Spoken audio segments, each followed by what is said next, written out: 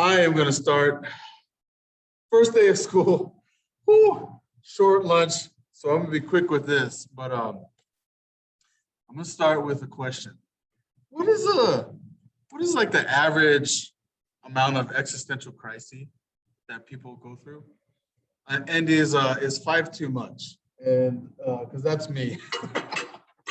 I'm in the middle of one right now. And maybe I could title this video Existential Crisis, because when you really truly sit in the humility of how little you know,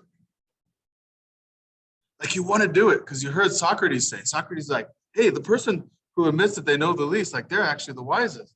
You want to do it. But like, have you ever like really looked at the sad state of your personal inability to know what's true? Because that's kind of what I want to talk about today.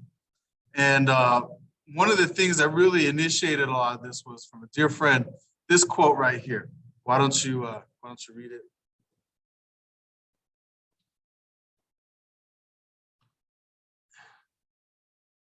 Oops, sorry.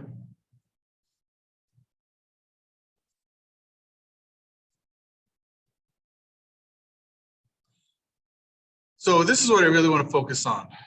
Someone who's saying, trust science. Just be honest, man. Just be honest, bro. You don't have the cognitive ability to think critically. This is whoever wrote this is a smartass, but I'm sure I like them. It's really cute. It is just, couldn't be more wrong. One,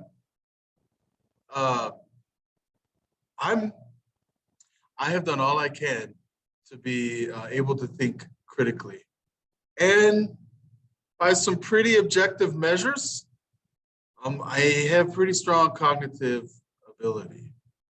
So I'm not necessarily feeling that.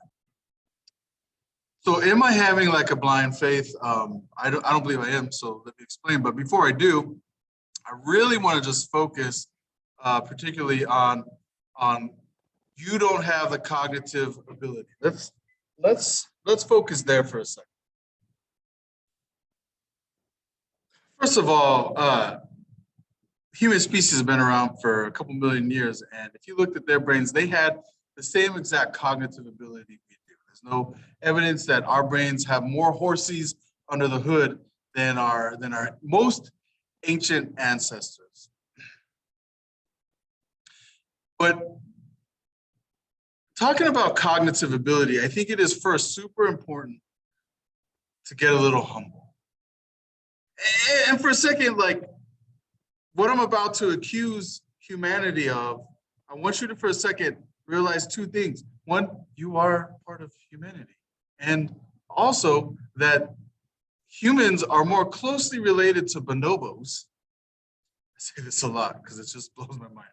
They're more closely related to bonobos than the Asian elephant is to the Indian elephant. So I think this lunchtime is really about feeling humble and realizing we don't know as much as we think we do. So let's really dig into some of the problems we have as human beings. We know in your own life, you know it, you see it with others, that we are super susceptible to illusion. Super susceptible. Later, I might even argue in another video that even our free will is mostly an illusion. We are tricked all over the place. And we know that we misperceive. In fact, you should look up a talk by Lawrence Krauss. He's a physicist, where he lays out that we know that we do not see the world as it is. We do not and cannot see the world as it is, because the world is actually in 4 dimensions and we see it in 3. But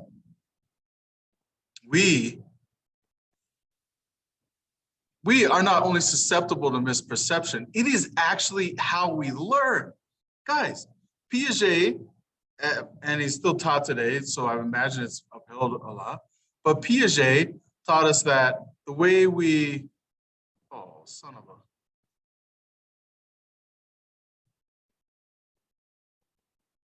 Piaget, there may not be a D. The way he taught us, the way that we learn is that we build up schema, right? Basically a model of how we know things in our mind. And then that schema gets destroyed. That's actually how we learn. So misperception and illusion is built in to how we learn. That's the good news. But the bad news is we're really far from what is actually true. We have a quick thinking, pattern-making brain, intuition, and it is very useful for quick decisions, for noticing patterns and things like this. And then we have a slower analytical brain, which is, well, able to analyze. And they each have their own strengths and weaknesses.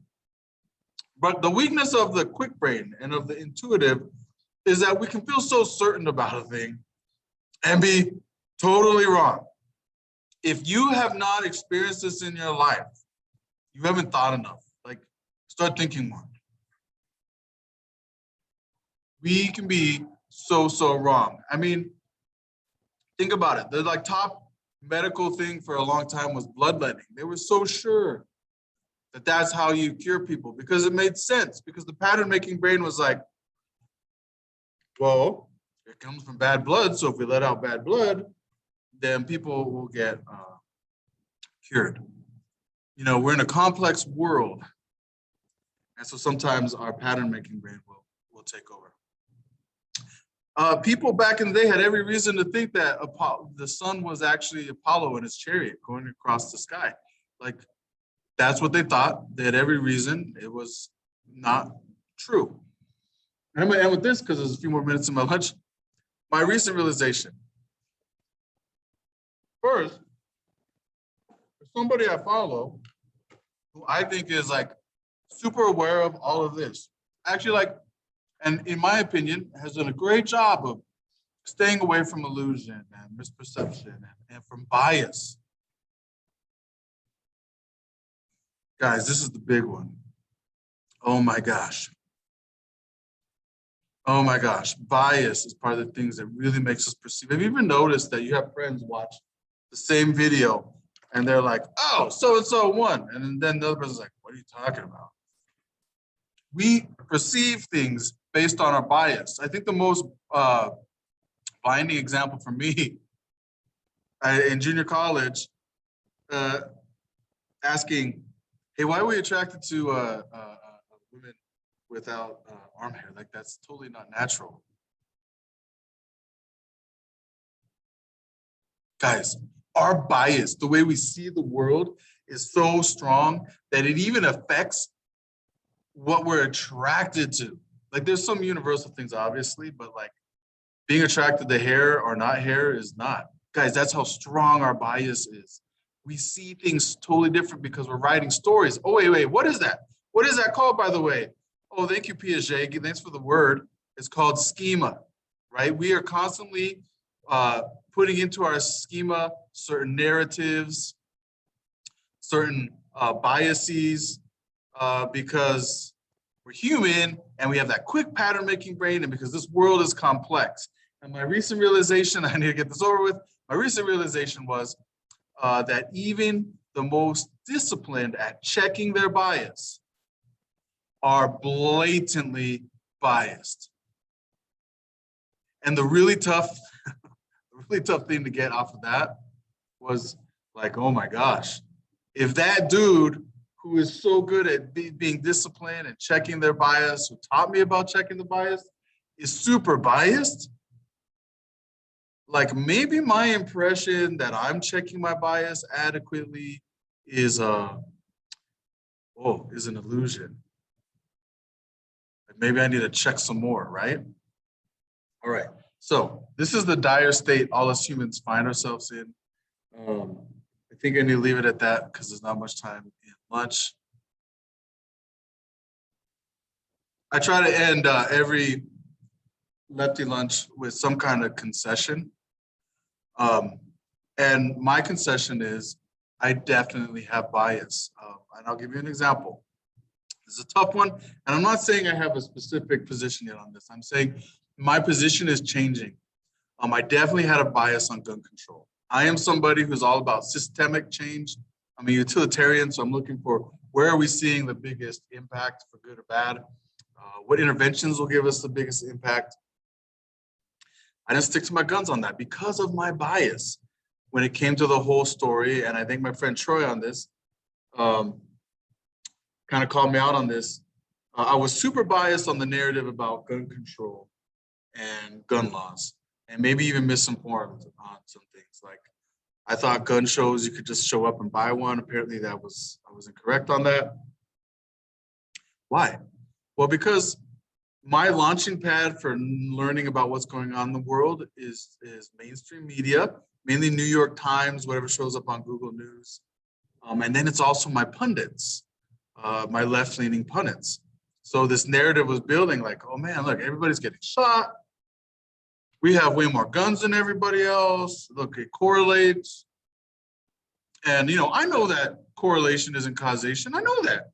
But because it was part of my bias and part of my story, the narrative that was building my schema, I got carried away in that bias.